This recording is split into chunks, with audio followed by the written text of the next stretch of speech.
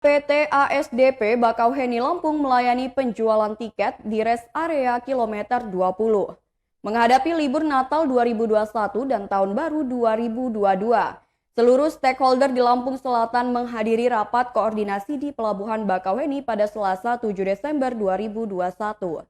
General Manager PT ASDP Cabang Bakauheni Lampung Selatan, Solikin mengatakan pihaknya telah menempatkan petugas di rest area kilometer 20 untuk melayani penjualan tiket.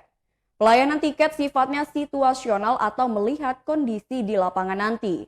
Untuk mengurai kemacetan yang terjadi di area pintu masuk Pelabuhan Bakauheni, pihak ASDP telah menempatkan petugas untuk melayani penjualan tiket di rest area kilometer 20, sehingga dapat mencegah adanya antrian di Pelabuhan Bakauheni.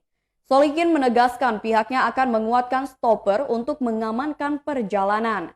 Selain itu, dalam rangka mengurangi penyebaran COVID-19, pihaknya akan menguatkan stopper sterilisasi di area Pelabuhan Bakauheni, sehingga nantinya semua akan berjalan dengan baik dan lancar.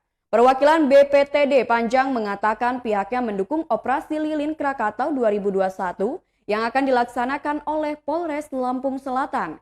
Oleh karena itu, pihaknya akan memberikan pelayanan terbaik untuk pengguna jalan dan penyeberangan saat pelaksanaan Natal dan Tahun Baru. Ketua Organda Lampung Selatan, Ivan Rizal, meminta pihak pelabuhan untuk mempersiapkan area parkir yang memadai sehingga para pengguna jasa merasa nyaman dan aman.